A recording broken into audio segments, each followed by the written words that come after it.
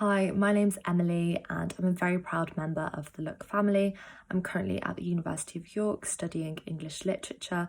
I'm just going into my third and final year. So there are quite a lot of things that I've learned at university, and to be honest, I still remember starting out and having loads of questions and concerns about being partially sighted and going to uni. So today I'm going to talk through a few major topics relating to being visually impaired or blind and starting out at university. So hopefully I can give some advice and help to anyone starting uni or anyone already attending uni or just anyone that wants to know really. Okay, so my biggest concern when starting university was socialising. I was really nervous that my visual impairment would hold me back from putting myself out there and meeting new people and making new friends. But there's a few things that I found to be helpful in not letting that happen. So the first tip I'd give is make the most of social media. I know social media is like a controversial thing, but I found before I started university that it was really easy to contact people on social media, reach out to them on there and make friends before you'd even kind of started. Like, it's the 21st century and it's the way that it's happening apparently. So I would just fully embrace that. Typically, as far as I'm aware, at most universities there'll be Facebook pages for freshers, so I would definitely join those. I had a course group chat where I could find people in my course and talk to them, and especially with people that you find on your course, it's very easy to start a conversation because you've already got that thing in common.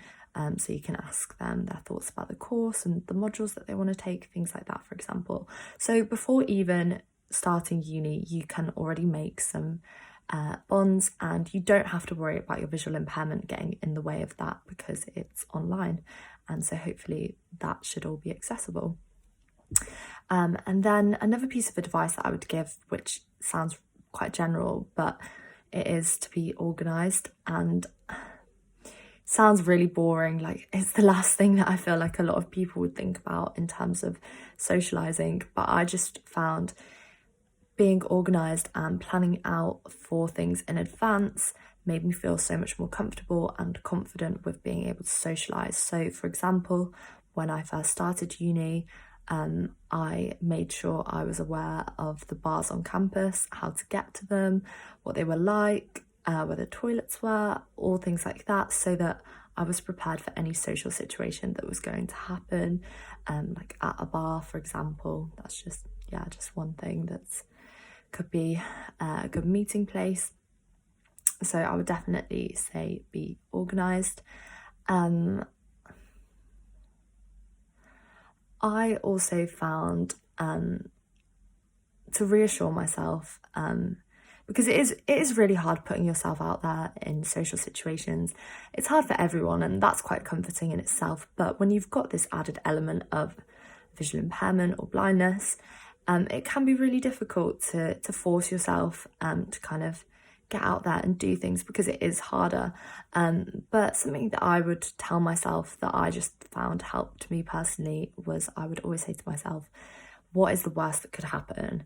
And I would just find that helpful. Like, I just felt that the reward could outweigh the worst case scenario. So for example, the reward could be that you have an amazing time, you make some amazing new friends, and the worst case scenario could be, I don't know, that you are really awkward or you fall over, which is obviously something we all do in the blind community, can't be helped. So I just felt that it was worth it, kind of thing, and that would always reassure me.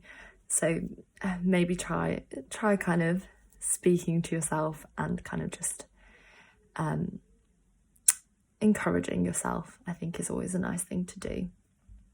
I would also say disclosing your disability is your personal preference. It's totally your choice. And if you're in a social situation where you would feel more comfortable if people were aware of your sight loss, then definitely do that. Equally, if you don't find that to be the best way for you, like personally, I like people to kind of get to know me first and foremost without my kind of label of being partially sighted, but that is just totally personal preference, and never let anyone make you feel pressured that you should kind of have to say something if you don't feel comfortable. Essentially, with socialising, you just want to make sure that you are in a place that you feel as comfortable and as confident as possible, so you can have a good time as possible. So the next thing I want to talk about is looking good, feeling good, and being confident. And I feel like the three things link together really nicely. I know personally that when I feel that I look good, I feel good, and in turn I feel confident. And I've found over the years that there are certain things that help me to feel this way. So for example, going to the gym, I really enjoy working out, and when I joined university in first year, I joined the gym that was on campus, and I really enjoyed that. And obviously exercise is scientifically proven to help you to feel good. So I would definitely recommend, if not joining the gym, joining some kind of sporting society, club. There are so many different things out there. I'm sure there's something for everyone. But there are definitely loads of societies circling around physical activity. So I would definitely recommend doing something like that, because it is going to help you to feel good, if that's something you enjoy, and in turn help you feel confident. And feeling confident is so important in life and at university as well, because I just feel that being confident, the more confident you are, the more likely you're going to kind of put yourself out there and embrace all the opportunities that uni has to offer, because it has so many opportunities to offer. So it's really important to kind of embrace them. And if you have that confidence, it's really going to enable you to do that. Equally, feeling good for yourself as well as to feel confident, I think is really important. And I wouldn't underestimate doing things that have always made you happy, continuing to do them at uni. Just simple things like reading your favourite book, watching your favourite film. It's really going to comfort you at uni and make you feel good. And yeah, the novelty of that just doesn't wear off, I don't think. And then in terms of looking good, again, personal preference, but personally, I love makeup, I love fashion, and I've found those kind of things hard to access. But over the years, I've kind of come up with ways of kind of getting around that. So for example, I will get my eyebrows and eyelashes dyed so I don't have to fill in my eyebrows or use mascara all the time. And that's just a helpful thing to do. Equally, I've just practiced my makeup routine and hair routine so much now that I feel really confident with it. But I know when I was first starting university, that was one of my concerns, was who's going to check my makeup? Who do I trust? I don't know these people. So if you are in that situation, I would recommend phoning a friend, getting your friend on FaceTime and just being like, does my face look okay? Does my hair look okay? And hopefully from the other end of FaceTime, they'll be able to give you some advice. But honestly, practice makes perfect. Once you've practiced your kind of makeup routine or just skincare, anything like that, you're going to get to the point where you feel confident with it. So dating, I think it's worth starting out by saying dating is a scary thing for everyone, but obviously when you're blind or visually impaired, that's an added element that you need to consider. So I just want to reassure anyone that's really nervous or worried about dating, that is totally normal. Hopefully I can give you some tips to make you feel a bit more confident, especially if you're going to be dating in a university environment. So my biggest tip is to be prepared. I feel like that sounds really simple, but it's so true. Planning out your date before it actually happens enables you to feel so much more comfortable and confident in that situation. So for example, if I'm going on a date, I am going to go to a familiar environment. I'm going to go to a bar or a restaurant that I've previously been to, because in that case, I know how to get there. I know how I feel actually in that environment. I know where the loos are, I know what's on the menu, and that is just going to relieve a lot of stress and allow me to focus more on the person that I'm dating, which is great.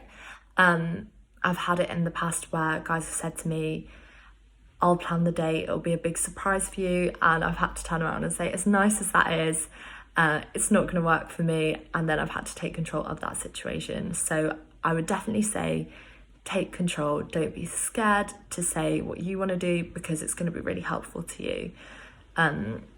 And if anything, I think people really admire that kind of assertiveness. So don't worry about seeming like a control freak or anything like that, because you won't. It's just a nice thing to be able to say what you'd like to do. Equally, if for whatever reason you can't go to a familiar environment or you're trying somewhere new, that's fine. There are ways around that also. So I would really recommend going on a practice date. So that's where you would take someone that you trust, who's aware of your situation, so a friend or family member, to the place that you're going a couple of days in advance of your date, and just get familiar with the environment, know where the loos are again, know what's on the menu. With the menu as well, make sure you have backup choices of what you want to order, because they, for whatever reason, they might not have your first choice. And in that case, you don't want to be stuck not having anything else to say and not being able to read the menu. So I'd recommend that too. But yeah, I would recommend a practice date to make you feel familiar with the environment, because it's just gonna, again, relieve you of so much stress. So I've spoken about restaurants and bars specifically. That is just because personally, I find those kind of dates to be the easiest to access and to prepare for. Activity dates can be really fun, but especially for a first date, it can be really difficult to kind of navigate and to feel confident and comfortable with. So I would recommend specifically maybe a drinks date. Obviously it doesn't have to be alcohol, but I know that sometimes with restaurants there can be issues with food and eating, so a drink is easier. I just think going for a drink, you can sit down, get to know that person, and there's less kind of worries that are around that situation. Personally, that's what I found. So once you know the kind of date you're going on and the location, the environment, the next thing is to think about actually meeting up with your date. This is something that I would always really stress about, is actually knowing where they are in real life. So my tip for that would be to obviously say beforehand where you're going to meet, and for you to turn up to that place earlier than your date. I've done it before. I'll literally be 10 minutes early, and it's boring because you're just waiting around, but I would prefer to be early so that they can find me rather than me having to walk around and figure out who they are, where they are. It relieves a lot of that pressure. So if you're just standing at the meeting point, then your date's going to come along and be like, hi, and you can go from there. You know it's your date. I've not had the situation where someone else has approached you and you've ended up going on a date with the wrong person. So I think that should be fine. But yeah, I definitely recommend doing that. I think in terms of body language and reading signals, that can obviously be really difficult when you're visually impaired or blind. But I think you just have to focus on the body language or the signals that are more accessible to you. So when I'm on a date, I will pay closer attention to what that person is saying and the tone in which they're saying it, to kind of figure out how they're feeling on the date. For example, as well, if they're asking you loads of questions and things like that, that's going to show you that they're quite interested. You can hear when someone's kind of leaning forward, and again, that's a sign of interest. So what I'm trying to say is that just because you can't see that they're using certain body language doesn't mean you can't figure out what kind of signals they're sending. Also, sometimes I think taking someone at face value and just taking them for what they're saying can be helpful. I know that my sighted friends have struggled in the past with trying to figure out what a person is feeling because their body language is contradicting what they're saying. So sometimes taking them at face value can actually be helpful and less confusing. So I hope some of those tips are helpful. I'm happy to answer any more questions if anyone has any more on dating. Yeah, thanks.